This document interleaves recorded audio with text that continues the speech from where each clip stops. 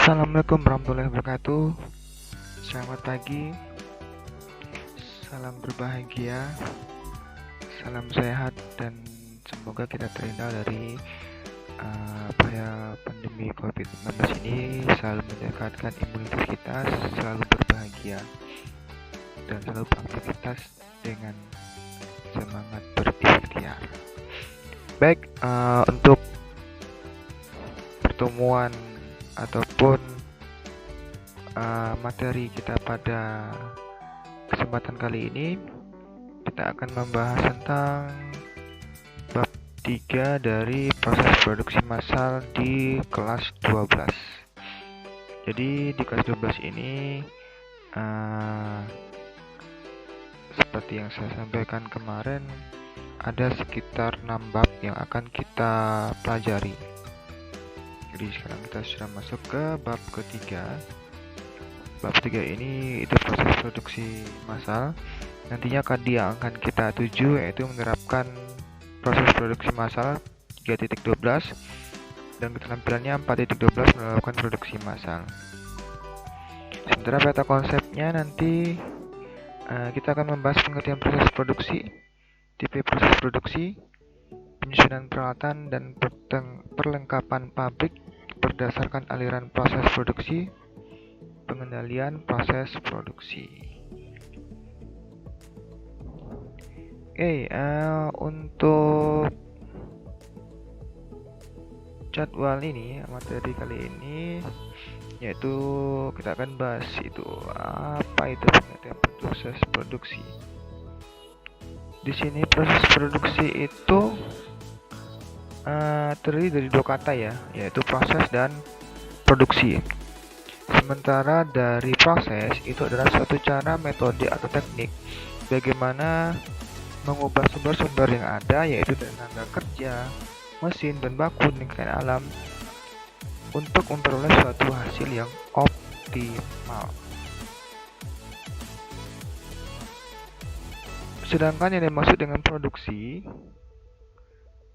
ya produksi sengaja saya tidak terangkan lebih lanjut tentang produksi itu. Produksi adalah segala kegiatan yang berkaitan dengan menghasilkan barang atau jasa dengan cara mengolah bahan baku menjadi barang setengah jadi atau barang jadi sehingga barang tersebut memiliki nilai tambah. Nah, proses produksi ini disebut juga sebagai kegiatan mengolah bahan baku dan bahan pembantu dengan memanfaatkan peralatan sehingga menghasilkan suatu produk yang lebih bernilai dari bahan awalnya. Nah, adapun tujuan dari proses produksi ini, saya akan membaginya menjadi 6, yaitu pertama untuk menghasilkan suatu produk atau barang jasa. Yang kedua untuk menjaga keberlangsungan hidup suatu perusahaan. Ya, dengan adanya proses produksi ini otomatis sebuah perusahaan ataupun usaha itu akan berjalan terus untuk memberikan nilai tambah atau value terhadap suatu produk. Ya, untuk memberikan nilai tambah ya, karena dengan adanya proses produksi ini otomatis akan memberikan nilai tambah mungkin dari konsumennya atau mungkin dari nilai kualitas produknya itu akan diperbarui, diupdate terus untuk mendapatkan keuntungan sehingga tercapai tingkat kemakmuran yang diinginkan.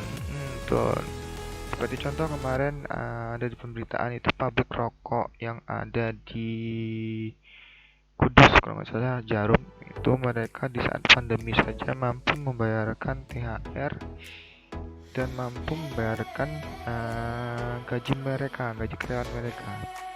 Otomatis tingkat kemakmuran yang diinginkan sebuah perusahaan ataupun usaha tersebut benar-benar tercapai. Jadi mereka tidak terpengaruh dengan adanya wabah COVID-19 ini. Selanjutnya yang kelima, untuk menggantikan produk yang rusak kadaluarsa atau telah habis. Ya, otomatis yang namanya produksi terus menerus itu akan berlangsung. Tidak ada yang namanya produksi berhenti begitu saja di tempat. Jadi mereka misalkan produknya udah keluar, itu akan ditarik, dan jika telah habis itu akan ditambahkan stoknya. Untuk memenuhi permintaan pasar baik pasar domestik ataupun internasional, kita contohkan saja itu adalah Indomie ya. Indomie saya sebutkan merek saja biar nantinya kalian bisa memahami. Nah, Indomie permintaan pasar awalnya tidak begitu maksimal di luar negeri, tapi lambat laun dia percaya dan yakin bahwa usaha yang mereka jalani, proses produksi yang mereka jalani itu akan merambah ke pasar internasional. Tipe proses produksi. Dalam tipe proses produksi yang akan kita bahas nanti itu akan dibagi menjadi 3 jenis. Artinya 3 jenis ya. Ada job shop, flow shop, dan project. Namun ketiga jenis tersebut dikembangkan dan dimodifikasi lagi sehingga akan menambah 2 proses produksi yang dikenal dengan batch dan continuous. Nah, kita akan mempelajari apa itu job shop production. Nah, kita lihat dari gambarnya saja sudah jelas ya. Kalau job shop production ini itu merupakan salah satu dari proses produksi yang digunakan untuk produk-produk dengan jumlah produksi yang sedikit lebih banyak model atau variannya. Nah, ini kalau kemarin itu ada masker ya, awalnya masker itu pun awalnya sedikit dan nantinya harus sesuai dengan desain masker itu ataupun baju asmat yang pelindung diri itu juga bisa. Oke, kita bahas lagi itu tentang apa sih job shop production itu. Job shop production adalah jenis aliran proses produksi yang digunakan untuk produk dengan jumlah produksi yang sedikit modal atau variannya. Ya, seperti yang saya contohkan tadi, ada masker, ada asmat, itu kan mereka awalnya hanya sedikit ya. Ataupun yang lebih simpel lagi yaitu seperti jasa konveksi, cetakan yang menerima desain poster dengan jumlah terbatas, pabrik fabrikasi ini yang sama pesanan pembuatan peralatan dengan desain khusus pabrik pakaian yang membuat seragam dengan desain dan jumlah yang ditentukan. Nah, itu dia. Jadi yang kalau sudah kayak yang sudah ditentukan, otomatis dia akan memproduksi apa yang sudah dipesan oleh konsumen. Di sini pabrik fabrikasi, saya jelaskan pabrik fabrikasi itu pabrik yang rangkaian pekerjaan dari beberapa komponen material baik berupa plat, pipa ataupun baja. Profil dirangkai dan dibentuk setahap demi setahap berdasarkan item tertentu sampai menjadi suatu bentuk yang dapat dipasang menjadi sebuah rangkaian alat produksi maupun konstruksi. Contohnya pembuatan baja dan logam. Oke. Di sini tujuan job shop production itu adalah untuk memenuhi kebutuhan khusus pelanggan. Oke, kita garis bawahi khusus pelanggan. Pada umumnya proses produksi dengan job shop ini tidak menggunakan jalur produksi khusus untuk mengerjakannya. Tidak ada jalur produksi khusus untuk mengerjakan, dia hanya sesuai dengan apa yang disampaikan pelanggannya ataupun konsumennya. Karakteristik dari proses produksi job shop ini memiliki ragam produk atau varian yang banyak dan rendah volume produksi. Menggunakan fasilitas dan mesin-mesin umum, tenaga kerja yang sangat terampil dan yang dapat menerima tantangan pekerjaan atas keunikan produk yang dikerjakannya.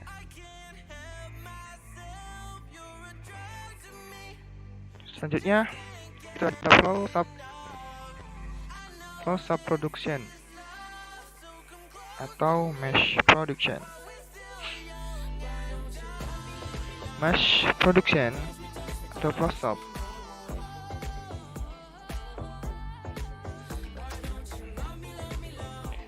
salah satu jenis proses produksi yang digunakan untuk produk-produk yang dirakit atau diproduksi dalam jumlah banyak berturut-turut. Dari sistem produksi flow shop menggunakan jalur produksi atau production line untuk memproduksi produk-produknya. Semua produk diproduksi dengan standar proses yang sama. Proses production ini disebut juga dengan mass production ataupun produksi massal. Bisa kalian lihat tadi itu contohnya ada seperti gambar yang saya contohkan ini. Dari Samsung, otomatis kalian tahu ya Samsung itu seperti apa. Dia memiliki termasuk bagian dari proses production. Dengan karakteristik proses production ini memiliki standarisasi produk dengan urutan proses, menggunakan mesin dan peralatan kerja khusus yang memiliki kapasitas produksi dan tingkat output yang lebih tinggi. Ya, volume produksi yang tinggi, siklus produksi yang lebih pendek, perencanaan dan pengendalian produksi lebih mudah dilakukan, penanganan material dapat dilakukan secara otomatis, persediaan material dapat lebih cepat untuk dikonversikan menjadi penjualan. Ada 7 tadi ya yang saya sampaikan, dan mungkin cara mudahnya kalian bisa melihat lagi seperti apa perusahaan yang seperti Samsung, Xiaomi, ataupun gadget yang kalian gunakan sekarang ini. Selanjutnya project. Project ataupun proyek. Proyek saya menggambarkan di sini adalah kapal terbang. Nanti saya akan jelaskan.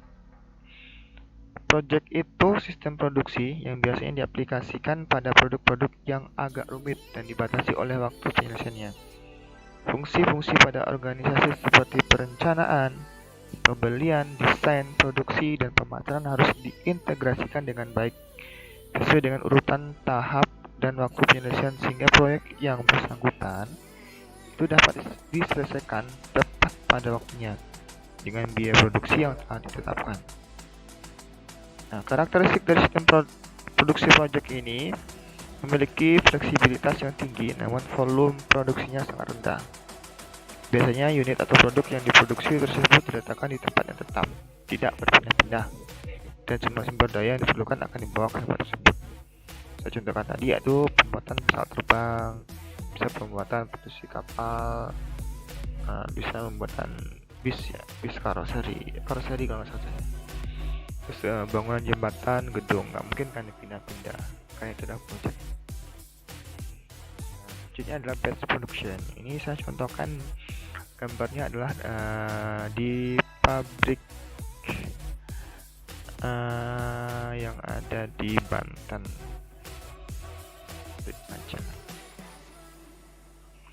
Batch production di sini sistem produksi yang termasuk repetitive production atau produksi yang berulang. Berada di antara sistem produksi job shop dan flow shop. Standarisasi produk pada batch production lebih baik dan volume produksi lebih tinggi jika dibandingkan dengan job shop, namun volume lebih rendah dan tidak terlalu terstandarisasi seperti flow shop. Metode produksinya mirip dengan proses produksi dengan sistem job shop.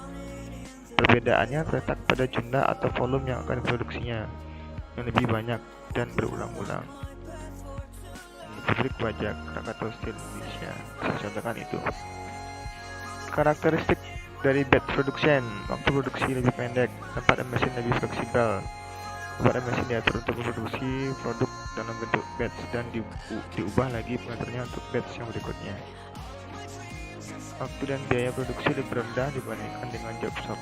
Ya, mungkin nanti jika ada kesalahan dalam pemberian contoh, mungkin bisa di komen ya. Saya butuh komennya, karena saya juga butuh pembelajaran lebih lanjut. Selanjutnya itu ada continuous production. Saya gambarkan ini batu bara ya, batu bara. Jadi sistem produksi continuous production ini proses produksinya berkesinambungan atau terus-menerus dan berulang-ulang. Fasilitas produksi disusun sesuai dengan urutan operasi dari proses pertamanya, sehingga menjadi produk jadi dengan aliran material yang konstan. Jalur produksi atau production line ini biasanya dialokasikan hanya untuk satu jenis produk saja. Sementara karakteristik continuous production adalah sebagai berikut. Mohon disimak ya, ada 5 karakteristiknya. Yang pertama itu semua tempat atau pabrik atau mesin atau peralatan didedikasikan khusus untuk satu jenis produk, tidak memiliki fleksibilitas sama sekali. Jadi khusus untuk satu produk.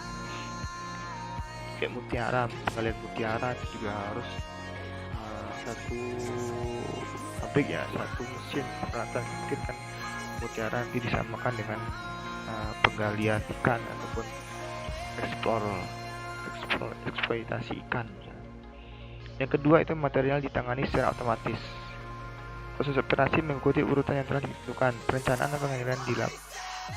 dan pengendalian dilakukan secara rutin. Yang kelima, biaya per unit yang rendah karena volume produksi yang tinggi. Itu dia contoh sistem produksi dengan proses continuous production seperti industri dengan minyak dan produk-produk pertambangan tadi seperti batu bara. Selanjutnya, penyusunan peralatan dan perlengkapan pabrik berdasarkan aliran proses produksi. Untuk melihat jenis atau tipe proses produksi yang digunakan, kita dapat melihatnya berdasarkan layout yang berlaku pada sebuah usaha ataupun perusahaan.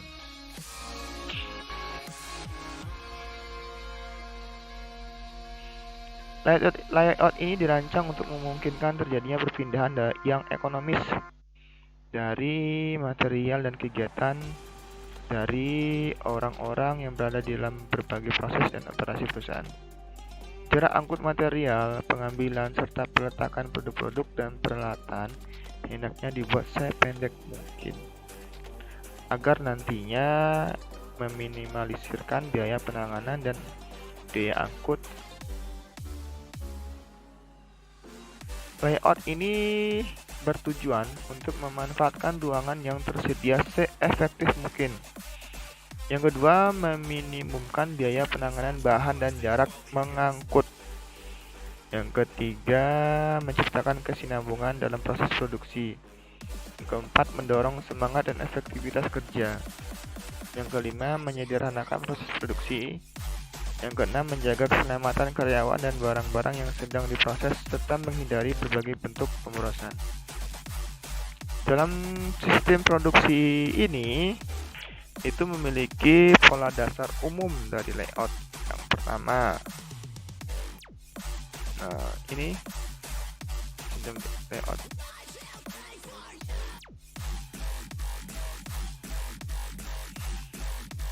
Layout fungsional. Ada proses layout. Biasanya layout ini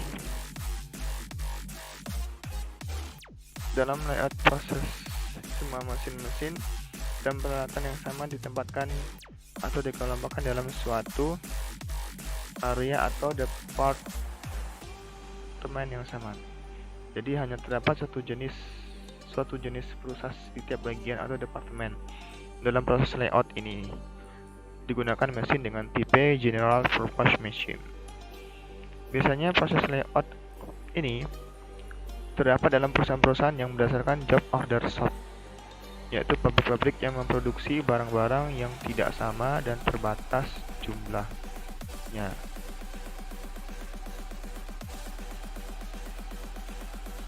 Serta menurut pesanan pembeli atau batch production.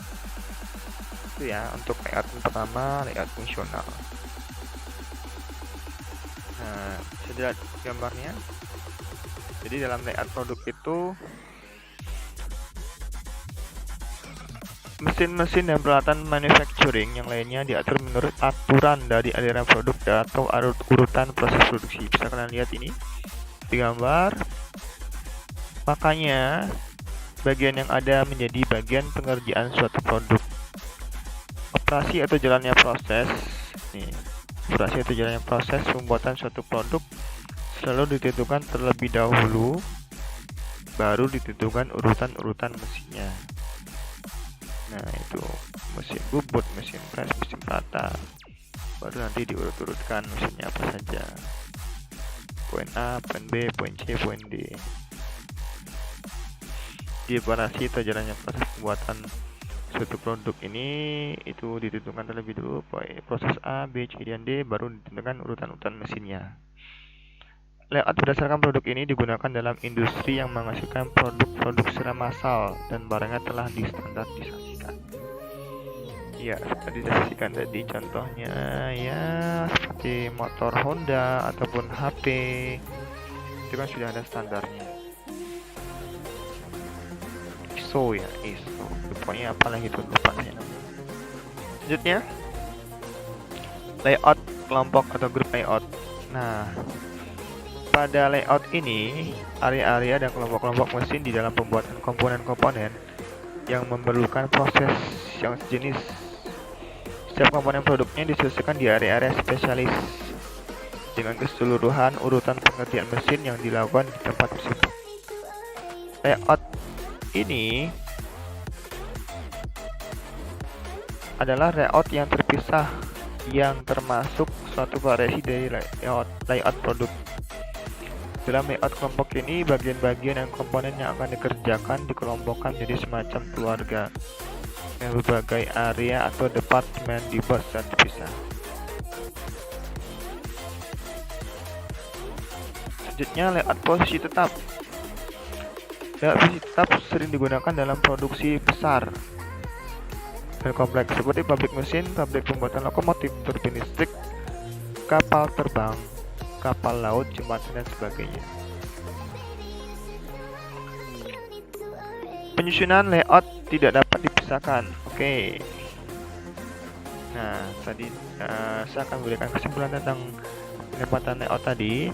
Jadi penyusunan layout itu tidak dapat dipisahkan dari material handling atau penanganan bahan karena masalah ini erat hubungannya dengan kata saling ketergantungan. Jadi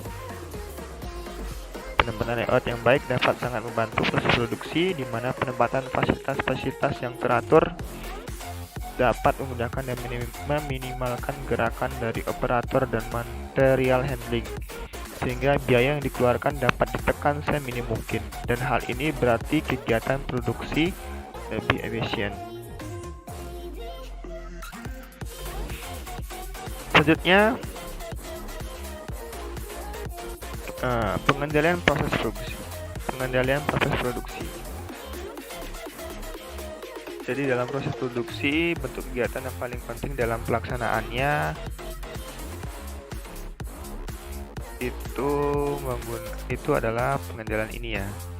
Jadi hal ini karena proses produksi merupakan cara atau metode maupun teknik bagaimana kegiatan menambah faedah atau menciptakan faedah yang dilaksanakan.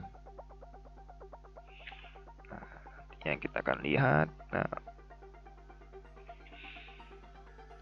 di sini fungsi pengendalian proses produksi itu sendiri. Ini ada fungsinya ya. Kenapa harus ada pengendalian proses produksi? Jadi dalam pengendalian proses produksi itu yang pertama pasti ada perencanaan produksi. Untuk merencanakan tentang apa dan berapa produk yang akan diproduksi oleh perusahaan yang bersangkutan dalam satu periode yang akan datang, itu ya maksudnya. Jadi yang perlu dipertimbangkan dalam penyusunan produksi itu adanya optimalisasi produk sehingga akan dapat dicapai tingkat biaya yang paling rendah untuk pelaksanaan suatu proses produksi itu sendiri. Itu yang pertama. Yang kedua, itu ada penentuan urutan kerja. Fungsi yang menentukan urutan suatu proses produksi yang akan dilaksanakan oleh perusahaan, yang mana nantinya urutan kegiatan kerja yang logis, sistematis, dan ekonomis melalui urutan bahan baku yang dipersiapkan untuk diproses menjadi produk akhir atau barang jadi itu diperlukan sekali dalam urutan kerja, tidak asal-asalan. Dan juga yang ketiga, penentuan waktu kerja. Itu harus jelas kapan pekerjaan proses produksi akan dilaksanakan. Penentuan waktu kerja ini harus tepat dan jelas, yang dia akan dapat membantu tercapainya tingkat produktivitas kerja yang tinggi dalam perusahaan ataupun usaha. Yang keempat, pemberian perintah kerja. Fungsinya untuk menyampaikan perintah kepada bagian pengelolaan yang akan dilakukan sesuai dengan urutan pekerjaan yang telah ditentukan.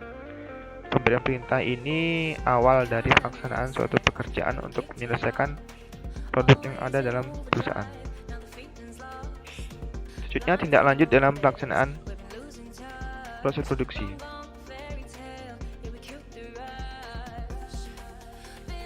Fungsi yang menindaklanjuti dalam kegiatan proses produksi itu walaupun nantinya urutan kerja dan waktu kerja sudah disusun dengan baik,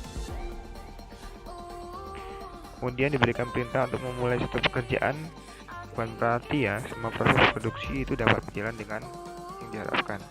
Bisa saja nantinya penyimpangan dalam proses produksi itu terjadi. Alhasil nantinya perlu adanya tindak lanjut dalam proses produksi tersebut.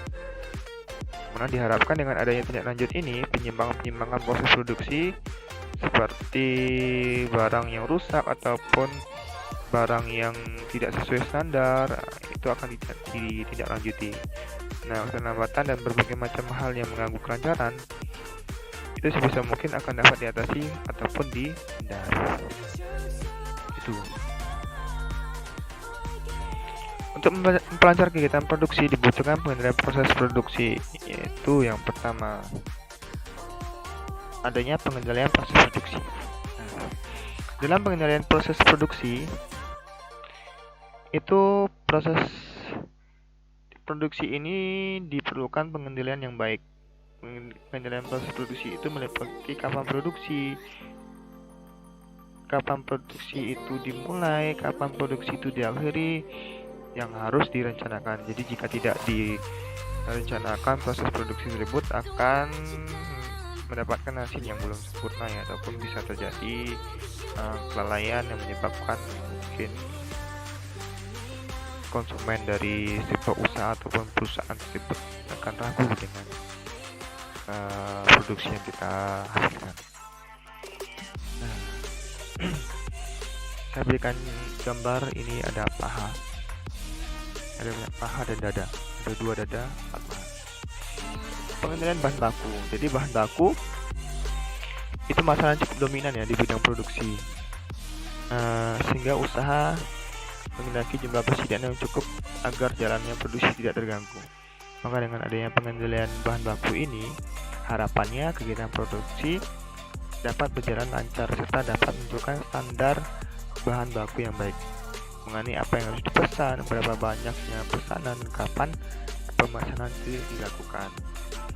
Nah, kita contohkan itu adalah kita usaha geprek. Jadi dari usaha geprek itu kita harus pastikan bahwa harga ayam itu jangan sampai terpengaruh dengan harga produksi kita. Jadi misalkan harga ayam itu kan tidak selalu stabil ya, kadang di harga 40.000, kadang itu di harga 25.000. Jadi sebisa mungkin dari harga yang bahan baku tersebut kita tidak memiliki pengaruh terhadap produksi ataupun penjualan yang akan kita lakukan. Karena jika itu terjadi, lambat laun konsumen itu akan berpikir lagi untuk membeli ataupun melakukan penjualan ataupun pembelian kepada kita sebagai produsen.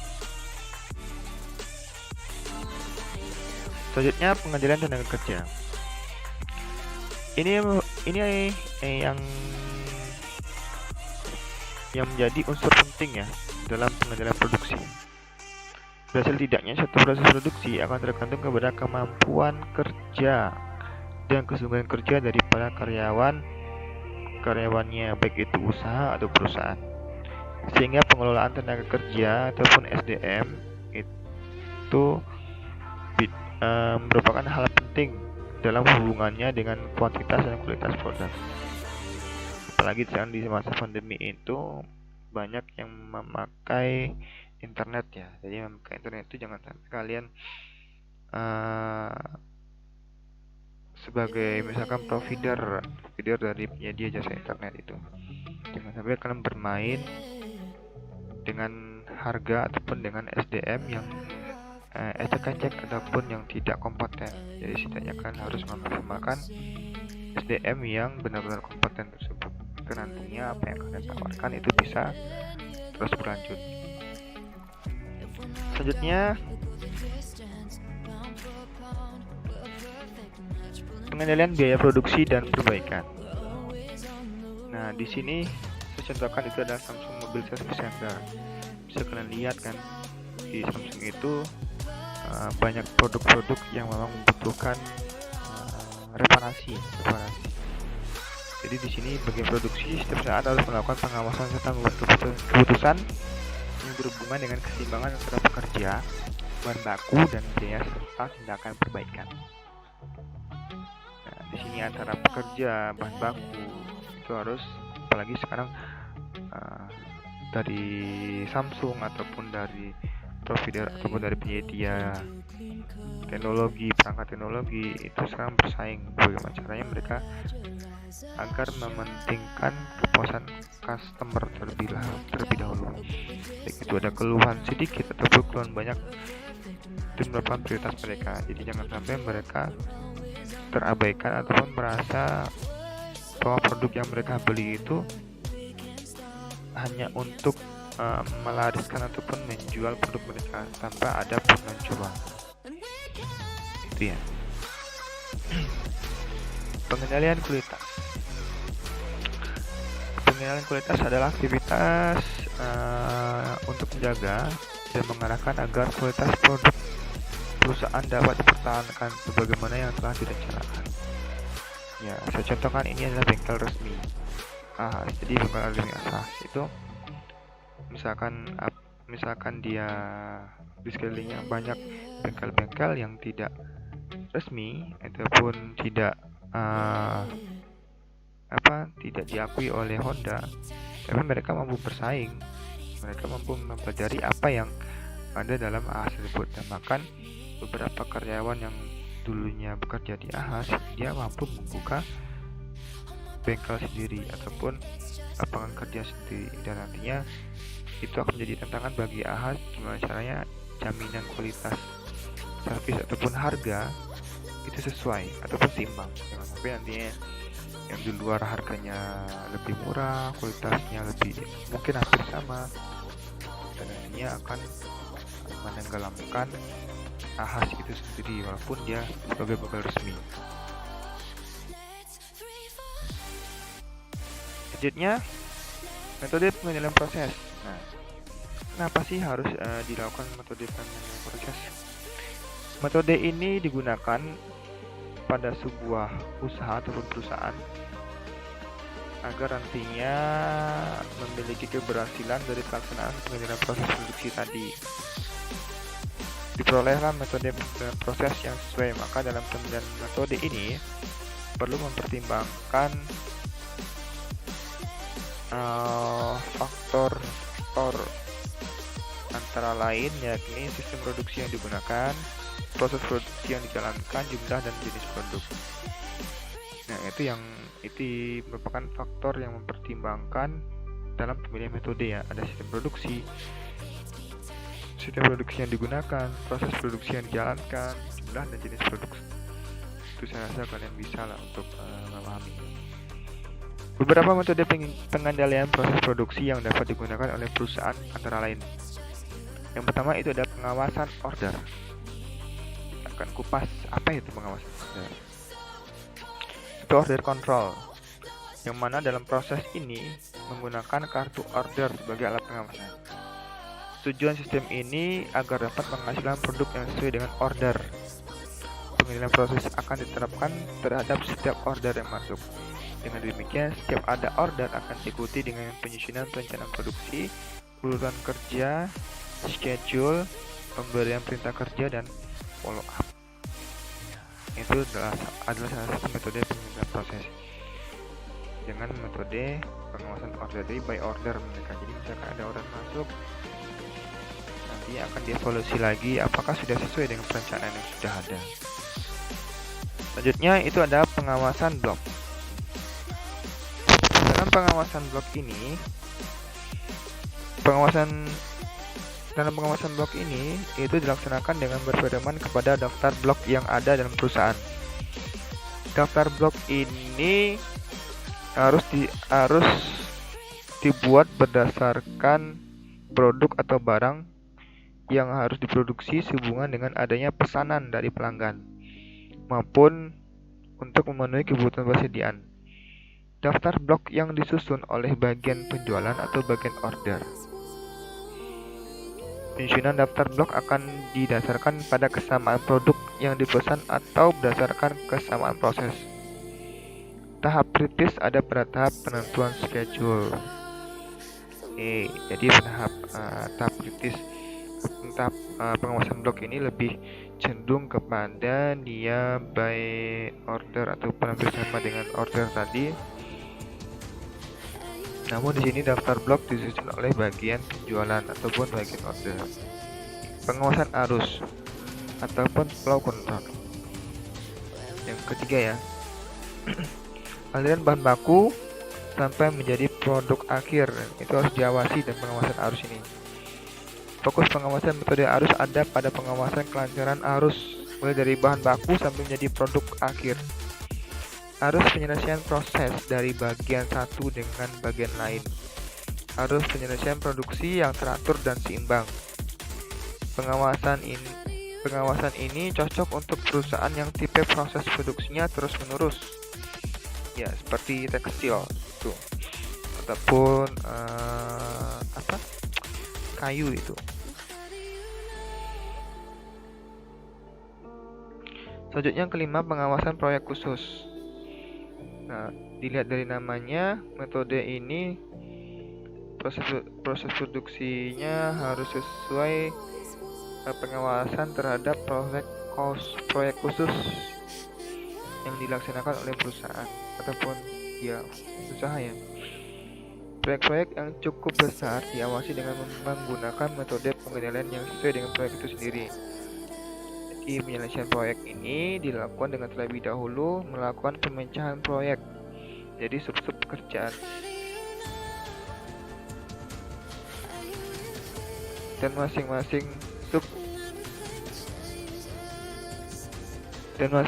sub pekerjaan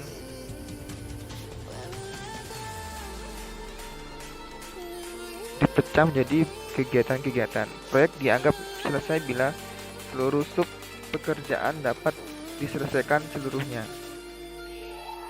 Yang penting untuk mengetahui hubungan antara sub pekerjaan dan kegiatan-kegiatan yang ada di dalamnya serta waktu penyelesaian masing-masing kegiatan dan sub pekerjaan. Jadi dipecah lagi ya, dari mulai tadi yang utama menjadi sub pekerjaan, dari sub pekerjaan dipecah menjadi kegiatan-kegiatan. Itulah, jadi mereka lebih menjalankan kualitas mereka, menjaga kualitas mereka.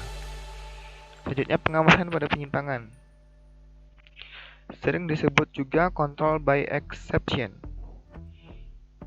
Itu merupakan proses produksi yang mempergunakan mesin dan peralatan produksi yang dilengkapi dengan peralatan penunjuk adanya penyimpangan dalam proses produksi. Dengan adanya alat tersebut, maka karyawan akan melakukan pengawasan hanya dengan melihat pada alat kontrol tersebut. Jadi misalkan ada penyimpangan, nanti alat kontrolnya akan memberikan laporan-laporan ataupun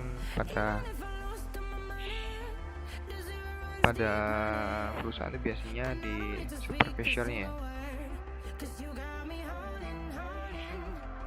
Oke,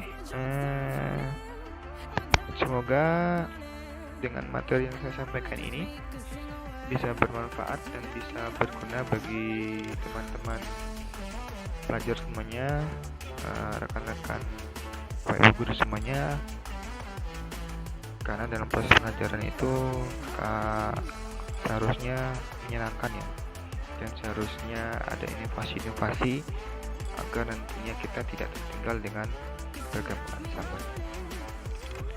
Sekian dari saya, bila taufiq hidayah. Assalamualaikum warahmatullahi wabarakatuh. Jangan lupa komen, like, dan subscribe ya.